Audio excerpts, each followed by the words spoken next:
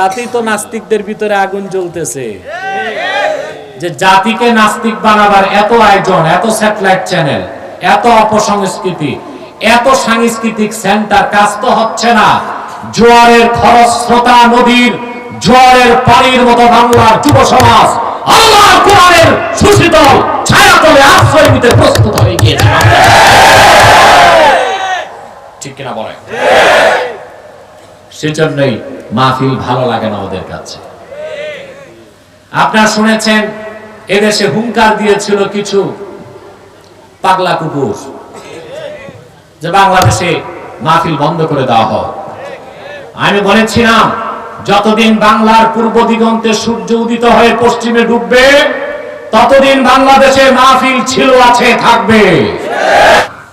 সম্মানিত সুধী, আপনারা তো সেই সকাল থেকে বক্তব্য শুনে আসতেছেন, ঠিক না?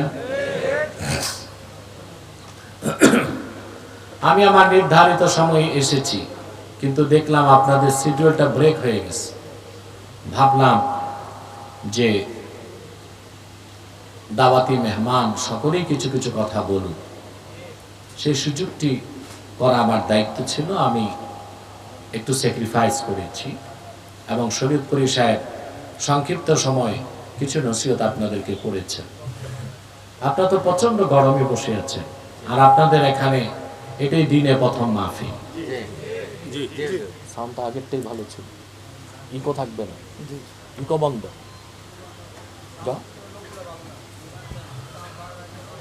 প্রকৃতপক্ষে আলহামদুলিল্লাহ 2014 সাল থেকে সারা দেশে আমি দিনে মাহফিল করা শুরু করেছি। আল্লাহর কোরআনের বরকতে এখন সারা বাংলাদেশে রাতেও মাহফিল হয়, দিনেও মাহফিল হয়। অনেক পীর বক্তারা এখন শুরু করছে আলহামদুলিল্লাহ। এদেশের মানুষ বুঝে, জানে যে আল্লাহর কোরআনের মহব্বতে দিন নাই রাত নাই, এদেশের মানুষ প্রস্তুত আছে, ঠিক না? আসর নামাজ খুব সন্নিকটবর্তী। আমি দীর্ঘ কথা বলবো না, কয়েকটা জরুরি কথা বলেই মুনাজাতের দিকে চলে যাব ইনশাআল্লাহ। প্যান্ডেলটা আর একটু বড় করা দরকার ছিল, কারণ রোদে তো কেউ বসতে চায় না, ঠিক না? কর্তৃপক্ষ ভাবছে দিনের বেলা মাহফিল, এই প্যান্ডেলে লোক হয় কিনা, এরকম একটা তারাদ্দুদ কাশমোকাশে ছিল তারা, ঠিক না? সে যাই হোক, আপনারা যেখানে দাঁড়িয়ে আছেন ওখানেই বসে যান, তাহলে পরিবেশটা একটু সুন্দর হবে। গরমে আগুন পাচ্ছেন, দরকার নাই, যে যেখানে আছে ওখানেই। সম্মানিত সুধী, আমি কোনো ভূমিকায় যাচ্ছি না, শুধু ভূমিকাতে একটি কথাই বলবো। এই যে লাখ লাখ টাকা খরচ করে আপনারা মাহফিল করেন, তাতে লাভ কি? প্রশ্ন আসে না? আরে ভাই, ঠিকটাও ঠিক মতো বলেন। এটা মুসলমানদের প্রশ্ন না, মুসলমান নামধারী কিছু বর্ণচোরা মুনাফিক বাংলাদেশে আছে। অতি প্রতিক্রিয়াশীল তথাকথিত সুশীল সমাজ ও সভ্যতার ধারক দাবিদার বুদ্ধিজীবী নামের বুদ্ধি প্রতিবন্ধীরা এখন প্রশ্ন তুলতেছে, লাখ লাখ টাকা খরচ করে মাহফিল করে লাভ কি? এটা আপনারা শোনেন না? আপনাদেরও জানতে ইচ্ছে করে না লাভ কি? মৌমাছি জানে মৌচাকে মধুর কি স্বাদ আর দাম, তা তো তেলা পোকা বুঝবে না? বুঝবে? মধুর স্বাদ আর দাম জানে কে? এই জন্য সে মধুর পিছে দৌড়ায়, আর তেলা পোকা দৌড়ায় ডাস্টবিনে। মুমিন মুসলমান আল্লাহর কোরআনের স্বর্গীয় সুধা পান করতে দৌড়ায়, মাহফিলে যায়। আর তোমরা যারা মুনাফিক, অবিশ্বাসী, সংশয়বাদী, নাস্তিক, তোমরা তো তেলা পোকার মতো, তোমরা ওই ডাস্টবিনের দিকে দৌড়াবা। ডাস্টবিনের দিকে মানে 31st নাইট, বৈশাখী মেলা, কনসার্ট, গান বাদ্য, ভ্যালেন্টাইন্স ডে, এগুলোতেই দৌড়াবা। এই যে মাহফিলে আসলেন, এতে লাভ কি? লাভ তো অনেক। আমি একটি লাভের কথা বলি। আমরা মানুষ, আল্লাহর শ্রেষ্ঠ সৃষ্টি, ঠিক কিনা? আমাদের এই দেহের মধ্যে সবচেয়ে মূল্যবান অঙ্গ হচ্ছে আমাদের দিল। এর চেয়ে দামি কোন অঙ্গ আমাদের শরীরে আল্লাহ দেন না। সুবহানাল্লাহ। এবং এটা দেহের মূল, দেহের আল্লাহর হাবিব সাল্লাল্লাহু আলাইহি ওয়াসাল্লাম ইরশাদ করেছেন, সহিহ বুখারীর হাদিস, আলা ওয়া ইন্না ফিল জাসাদি মুদগাহ ইযা সালাহাত সালাহাল জাসাদু কুল্লুহু ওয়া ইযা ফাসাদাত ফাসাদাল জাসাদু কুল্লুহু আলা ওয়া হিয়াল কলব। সাবধান, জেনে রেখো, মানুষের দেহে একটি গোশতের টুকরা আছে। এই গোশতের টুকরাটা ভালো হলে মানুষটি ভালো হয়ে যায়, এই গোশতের টুকরাটি খারাপ হলে মানুষটি বরবাদ হয়ে যায়। সাবধান, জেনে রেখো, ওই গোশতের টুকরার নাম হচ্ছে কলব, হৃদয়, হৃৎপিণ্ড, মন, দিল। কোনটা বুঝলেন? একই তো কথা। অবশ্য আপনারা একটু ইংরেজিটাই বেশি বুঝেন। বুঝে ঢাকাতে রিক্সাওয়ালাকে যদি বলে বিশ্ববিদ্যালয়ে যাবা, চিনি না, ইউনিভার্সিটি যাবা, চলেন। কিন্তু যেটাই বলেন আপনি, কল, হার্ট, হৃদয়, হৃৎপিণ্ড, মন, দিল একটাই। এটার অবস্থান আপনার বাম বুকের 2 আঙ্গুল নিচে, এখানে। সুবহানাল্লাহ। আমি বলে থাকি, human body as like a state, heart is the capital of this state. মানুষের দেহ যদি হয় একটা রাষ্ট্রের মতো, সেই রাষ্ট্রের রাজধানীর নাম হচ্ছে দিল। রাজধানী কি? মডার্ন ওয়ার পলিসি, যুদ্ধ নীতিতে বলা হয়, রাজধানী যার দখলে থাকবে, দেশ তার দখলে থাকবে। বিগত আপনার আন্দোলন ও বাংলাদেশে দেখছেন, রাজধানী যাদের হাতে ছিল, দেশ তাদের হাতেই আছে। শয়তান এটা ভালো করে জানে, সেজন্য সে মানুষের নাক কান দখল করে না, দখল করে কি? কারণ এটা রাজধানী, সে জানে রাজধানী দখল মানে মানুষটা আমার হাতের পুতুল। কথা বুঝতেছেন? এটা আসল। আল্লাহর হাবিব সাল্লাল্লাহু আলাইহি ওয়াসাল্লাম ১৫০০ বছর আগে মানুষের হৃৎপিণ্ডের ব্যাপারে যে কথা বললেন, আধুনিক বিজ্ঞান মস্তক নত করে তা বিশ্বাস করে নিল। মেডিকেল সায়েন্সের মতেও একজন মানুষের দেহের মধ্যে তার সবচেয়ে কার্যকর অঙ্গ হচ্ছে তার হৃৎপিণ্ড। আল্লাহর এক মহান আশ্চর্য হৃৎপিণ্ড। মায়ের পেটে সন্তানের বয়স যখন হয় মাত্র 4 মাস, তখন থেকে হৃৎপিণ্ড তার কার্যক্রম শুরু করে। শেষ নিঃশ্বাস থেকে আগ পর্যন্ত এটা চলতেই থাকে, নাই কোনো ব্যাটারি, কোনো চার্জ, কোনো এনার্জি। সুবহানাল্লাহ। দুটো পদ্ধতিতে কাজ করে আপনার হৃৎপিণ্ড, সিস্টল, ডায়াস্টল। সিস্টল, ডায়াস্টল, সংকোচন, সম্প্রসারণ। প্রতি মিনিটে আপনার হৃৎপিণ্ডটা 72 বার কাঁপে। কতবার? আমার কথা বোঝা যাচ্ছে? কতবার কাঁপে? মিনিটে 1 বারের বেশি। সুবহানাল্লাহ। সেকেন্ডে 1 বারের বেশি, 72 বার কাঁপে। আপনার শরীরের কোনো অঙ্গের আওয়াজ নাই, কিন্তু বুকের কাছে কান নিলে দেখেন হৃৎপিণ্ডের একটা আওয়াজ আছে। আওয়াজ পান? কি বলে? ঠিক ঠিক না ঠিক ঠিক? কোনটা বলে? বিজ্ঞান তার ডিভাইসের মাধ্যমে একটা আওয়াজ আমাদেরকে শুনিয়েছে। বিজ্ঞান বলে আওয়াজটা হচ্ছে লাভ ডাব। কি বলে? আমি বলি না, বিজ্ঞান একটু ভুল শুনছে। হৃৎপিণ্ডের আওয়াজ হচ্ছে রাব রাব রাব।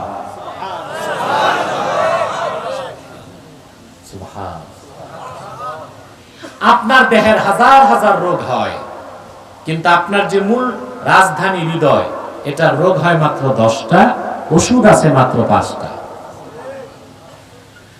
বিশ্ববরণ্য সুফি সাধক হযরত ইব্রাহিম খাওয়াস রাহমাতুল্লাহ বলেন, মানুষের হৃৎপিণ্ডের 10টি রোগ হয়, আর তা থেকে বাঁচার জন্য ওষুধ হলো 5টি। 5 নাম্বার যে ওষুধটা বিনা পয়সায় বান্দা পেতে পারে সহজে, তা হলো মুজালাসাতুস সালেহিন। আল্লাহর মুমিন বান্দা যখন কোন আল্লাহওয়ালা বান্দার কাছে বসে যায়, অটোমেটিক তার অন্তর থেকে রোগ দূর হয়ে যায়, অন্তরটা পবিত্র হয়ে আল্লাহর মারিফতের নূরে ভরপুর হয়ে যায়। এই কাজটা হয় কোথায়? মাহফিলে। মাহফিলে। সুবহানাল্লাহ। এই যে মুজালাসাতুস সালিহিন, নেককারদের সাথে বৈঠক, এটা হয় কই? মাহফিলে। তাহলে মাহফিলে আসার সবচেয়ে বড় ফায়দা, শ্রোতা যদি মাহফিলে একবার বসে যায়, ওয়াজ বুঝুক আর না বুঝুক, অটোমেটিক তার হৃদয় পবিত্র হতে থাকে, রোগ দূর হতে থাকে, আল্লাহর নূর আসতে থাকে, আল্লাহর মারিফতের নূর আসতে থাকে। বলেন সুবহানাল্লাহ। তাহলে মাহফিল দরকার আছে না নাই? আছে। তাহলে মাহফিল আসলে মানুষ মুমিন হয়, ঈমান বাড়ে। ঠিক তার ভিএস বিপরীত, আউল বাউল ফাউল, জারি গান সারি গান কনসার্টে গেলে কি হয়? প্রশ্ন আসে না? এখন আমরা দেখতে পাচ্ছি আউল বাউল ফাউলদের দিন শেষ। বাংলাদেশের তরুণ ও যুব সমাজ কোরআন মুখী হয়ে যাচ্ছে। সুবহানাল্লাহ বলবেন। তাতেই তো নাস্তিকদের ভিতরে আগুন জ্বলতেছে, যে জাতিকে নাস্তিক বানাবার এত আয়োজন, এত স্যাটেলাইট চ্যানেল, এত অপসংস্কৃতি, এত সাংস্কৃতিক সেন্টার, কাজ তো হচ্ছে না। জোয়ারের খরস্রোতা নদীর জোয়ারের পানির মতো বাংলার যুব সমাজ আল্লাহর কোরআনের সুশীতল ছায়াতলে আশ্রয় নিতে প্রস্তুত হয়ে গিয়েছে। ঠিক কিনা বলে? সেজন্যই মাহফিল ভালো লাগে না ওদের কাছে। আপনারা শুনেছেন এদেশে হুঙ্কার দিয়েছিল কিছু পাগলা কুকুর, যে বাংলাদেশে মাহফিল বন্ধ করে দেওয়া হোক। আমি বলেছিলাম, যতদিন বাংলার পূর্ব দিগন্তে সূর্য উদিত হয়ে পশ্চিমে ডুববে, ততদিন বাংলাদেশে মাহফিল ছিল, আছে, থাকবে। ঠিক কিনা? এই যে আসতে পারলেন, বসে আছেন, খুশি না বেজার?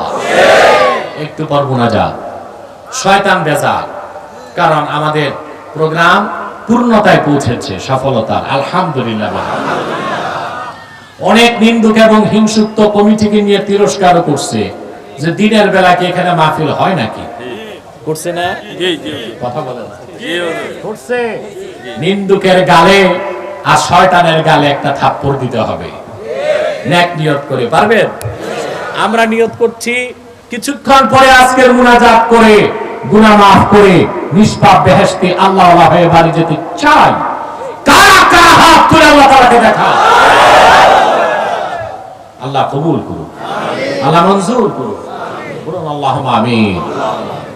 সম্মানিত সুধী, যে কথা বলছিলাম আর দেরি নয়, আমি আপনাদের সামনে আজকে তেলাওয়াত করেছি সূরা আলে ইমরান থেকে 110 নম্বর আয়াতের একটি অংশ। খুব সংক্ষেপে এই অংশটুকুকে কেন্দ্র করে কিছু কথা বলছি।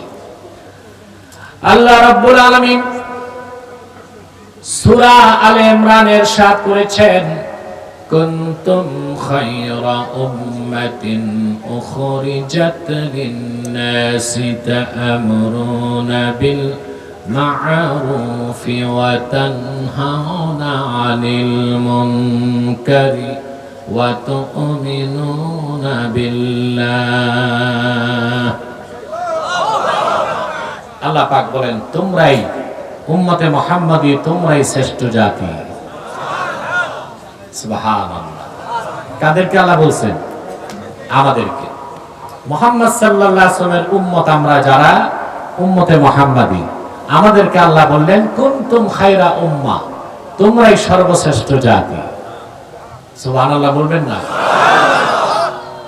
উখরিজাত লিন-নাস আই আখরাজাকুমুল্লাহু লিনাফইন নাস, আল্লাহ তোমাদের বের করেছেন গোটা বিশ্ব মানবতার মুক্তির জন্য। সুবহানাল্লাহ বলেন।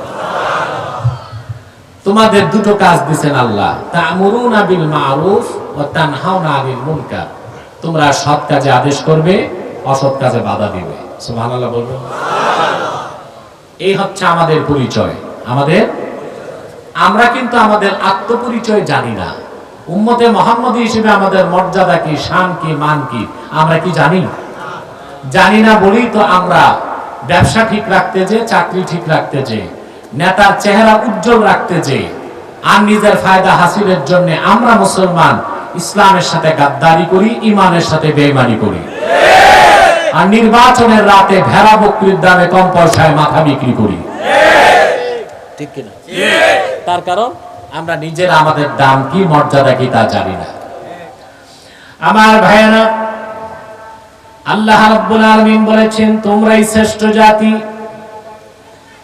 এই যে শ্রেষ্ঠত্ব, মাহাত্ম্য, মর্যাদা আল্লাহ উম্মতে মুহাম্মাদীকে দিয়েছেন, তার একমাত্র কারণ আমরা আল্লাহর আখিরি নবী নূর নবীজি মুহাম্মদ সাল্লাল্লাহু আলাইহি ওয়াসাল্লামের উম্মত হওয়ার সৌভাগ্য লাভ করেছি।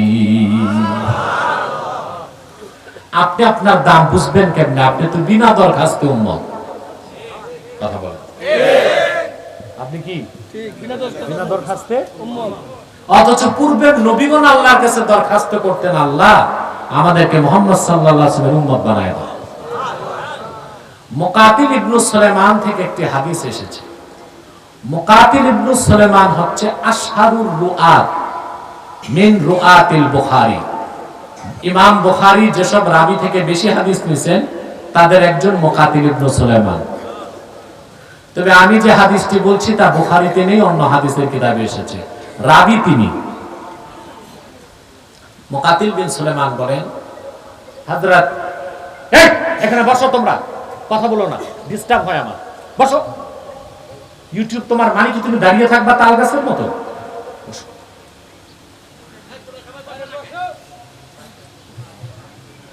মুকাতিল বিন সুলাইমান বলেন, হযরত মুসা আলাইহিস সালাম তাওরাত কিতাব পড়তে যে উম্মতে মুহাম্মাদীর সম্মান দেখে মুগ্ধ হয়ে গেছে। পয়গম্বর মুসা কালিমুল্লাহ উম্মতে মুহাম্মাদীর সম্মান দেখে লোভ সামলাতে পারলেন না। তিনি হাত তুলে আল্লাহকে বললেন, আল্লাহ এই উম্মতটা আমারে দিয়ে দাও। আল্লাহ পাক তার দোয়া রিফিউজ করে দিলেন আর বললেন, রে মুসা, এই দোয়া কবুল হবে না, কারণ এই উম্মতটা আমার হাবিবের উম্মত, উম্মতে মুহাম্মাদী। একবার নয়, দুইবার নয়, মুসা কালিমুল্লাহ 8 বার দোয়া করলেন। 8 বার তার দোয়া ক্যান্সেল হয়ে গেল। 9ম বার তিনি হাত তুলে দোয়া করলেন, হাত্তা তামান্না মুসা আইয়াকুনা মিন উম্মতি মুহাম্মদ সাল্লাল্লাহু আলাইহি ওয়াসাল্লাম। 9ম বার মুসা নবী হাত তুলে দোয়া করলেন, আল্লাহ তাহলে আর উম্মত চাই না, আমি মুসা কালিমকে তুমি তোমার হাবিবের উম্মত বানায় দাও। আল্লাহ বলেন, মুসা দেরি হয়ে গেছে, এখন আর সুযোগ নাই। ঈসা আলাইহিস সালাম এই ঘটনা ভালো করে জানতেন। আল হাবিবিল ফাতাওয়াতি ইমাম সুয়ুতি লেখেন, ঈসা আলাইহিস সালাম সব সময় দোয়া করতেন, আল্লাহুম্মা জাআলনি মিন উম্মতি মুহাম্মদ সাল্লাল্লাহু আলাইহি ওয়াসাল্লাম। আল্লাহ তুমি আমাকে মুহাম্মদ সাল্লাল্লাহু আলাইহি ওয়াসাল্লামের উম্মত বানিয়ে দাও। আল্লাহ তার দোয়া কবুল করেছেন। সেজন্য ইহুদিরা তাকে হত্যা করতে পারে নাই। অথচ ঈসার আগে অনেক নবীকে ইহুদিরা হত্যা করছে। ঈসাকে পারে নাই কেন? আল্লাহ তো তার দোয়া কবুল করছেন, আল্লাহ তাকে তার হাবিবের উম্মত বানাবেন। সুবহানাল্লাহ বলবেন না? ইহুদিরা গেল হযরত ঈসাকে হত্যা করতে। আল্লাহ রাব্বুল আলামিন ঈসা রূহুল্লাহকে আকাশে উঠিয়ে নিলেন আর ঈসার মতো সাদৃশ্য একজনকে দিলেন। ইহুদিরা তাকে হত্যা করে বলল, ঈসা শেষ। আল্লাহ বললেন, না, যেটা মারছো ওটা ঈসা না, ওটা মিসা। ওটা কি? মিসা। ঈসা কই? আল্লাহর কাছে। মালিক ইবনে সাআ রাদিয়াল্লাহু তাআলা আনহু থেকে হাদিস এসেছে, বুখারীতে, মিশকাতে, মুসলিমে। আল্লাহ রাসূল সাল্লাল্লাহু আলাইহি ওয়াসাল্লাম ইরশাদ করেছেন, মিরাজ ও রজনীতে দ্বিতীয় আকাশে আমার সাথে সাক্ষাৎ করেছে ইয়াহইয়া এবং ঈসা। কোন আকাশে আছে? কিয়ামতের আগে দামেস্কের জামে মসজিদে আল্লাহ তাকে নামাবেন দাজ্জালকে হত্যা করতে। এটা জানেন? তবে এবং তবে নবী হিসেবে নয়, মুহাম্মদ সাল্লাল্লাহু আলাইহি ওয়াসাল্লামের উম্মত হিসেবে পাঠাবেন। সুবহান। বিষয়টা আমাদের অনেক আলেমেরও স্পষ্টতা নাই। বলে ঈসা আলাইহিস সালাম যখন আসবেন নবী হবেন। মিয়া তো দুপুরবেলা ঘুমাচ্ছে, রাতেও ঘুমান, দিনও ঘুমান, তো দুনিয়ায় কাজ করবেন কি? মনে হয় মানুষকে আল্লাহ বানাইছে শুধু ঘুমাও। বাঙালিরা দেখলে তাই মনে হয়, সকাল বিকাল নাই, ঘুমায়, সময় পাইলে ঘুমায়, বাড়ির খাটেও ঘুমায়, মুর্দার খাট থাকলে সময় পেলে ওখানেও লম্বায় ঘুমায়। তো ওযু করে আসেন মৌলানা, তাহলে ঘুম চলে যায়। খেয়াল করছেন কথা? ঈসা আলাইহিস সালাম নবী হিসেবে আসবেন না উম্মত হিসেবে? আমি একটা হাদিস শোনাই, আবু দাউদ শরীফের হাদিস। আল্লাহর হাবিব ইরশাদ করেছেন, ওয়াল জিহাদু মাযিন মুযবা'সানি আল্লাহ ইলা আন ইউকাতিলা আখিরু হাযিহিল উম্মতি দাজ্জাল। আমি মুহাম্মদ সাল্লাল্লাহু আলাইহি ওয়াসাল্লামকে প্রেরণ করে আল্লাহ তাআলা জিহাদকে ফরজ করেছেন। আমার উম্মতের শেষ ব্যক্তি দাজ্জালকে হত্যার আগ পর্যন্ত জিহাদ ফরজ থাকবে। জিহাদ বিশ্বাস করেন? জোরে বলেন করেন? আমরা বিশ্বাস করি। মনে রেখো মুসলমান, দ্বীন কায়েমের সাথে শিরক কুফর নির্মূলে, ইনসাফ প্রতিষ্ঠায়, আইনের শাসন কায়েমে, মানবাধিকার প্রতিষ্ঠায়, নারীদের ইজ্জত ও সম্ভ্রম রক্ষায়, একটি জুলুম মুক্ত জনপদ করতে উম্মতে মুহাম্মদের উপর জিহাদ ফি সাবিলিল্লাহকে আল্লাহ তাআলা ফরজ করে দিয়েছেন। তার থেকে পাশ কাটার কোন সুযোগ মুসলমানের না। ডেমোক্রেসি আর গণতন্ত্র দিয়ে তোমরা অর্থনৈতিক মুক্তি, রাজনৈতিক মুক্তি পেতে পারো না।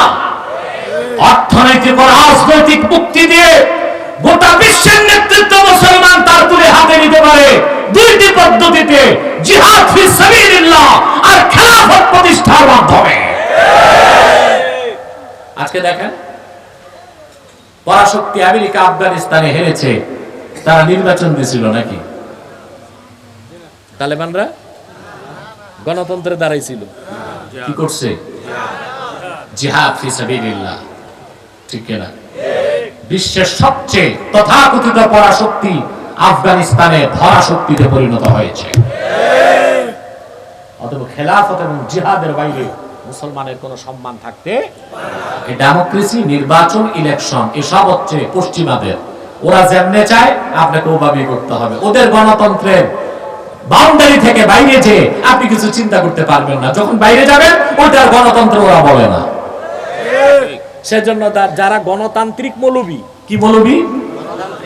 ডেমোক্রেট মৌলবী, ডেমোক্রেট পীর, তাদেরকে পশ্চিমারা ভালোবাসে এবং বলে তারা মডারেট মুসলিম। কি বলে? মুসলমান কি ভাগ আছে নাকি? ওরা আবার ইসলামকে নাম দিছে রেডিক্যাল ইসলাম, পলিটিক্যাল ইসলাম। ইসলামকে ভাগ করার কোনো সুযোগ নাই। ইসলাম তো একটাই, বিশ্ব মানবতার মুক্তির দূত মুহাম্মদ সাল্লাল্লাহু আলাইহি ওয়াসাল্লাম ১৫০০ বছর আগে আল্লাহর পক্ষ থেকে যে পূর্ণাঙ্গ জীবন বিধান ইসলাম দিয়েছেন সেটা একটাই, সেটাকে রেডিক্যাল ইসলাম, মডারেট ইসলাম বলে মানুষকে ধোঁকা দেওয়ার কোনো সুযোগ নাই। আমরা জিহাদকে বিশ্বাস করি, তবে জিহাদ আর সন্ত্রাস এক না। একটা ডাক্তারি আর একটা ডাকাতি। একটা কি? আরেকটা ডাকাতি। আপনি মনে করেন ঢাকা যাবেন, পকেটে ১ লাখ টাকা। এখন ওই যে রিং রোডে ওঠার পর বাংলাদেশে কিছু সোনার সন্তান আছে, এরা রাত ১২টার আগে বের হয় না ঘর থেকে। আপনাদের এলাকায় নাই, এরা সব আউলিয়া কেরাম নাকি? না আছে? আপনাকে ধরে পেট কেটে ১ লাখ টাকা নিয়ে নিস। কোন রকম ভুঁড়িটা ধরে হসপিটালে গেছেন, ডাক্তার সেলাই করছে। তো বাংলাদেশের ডাক্তার তো আর বাংলাদেশের হসপিটাল তো গজ আর বেলে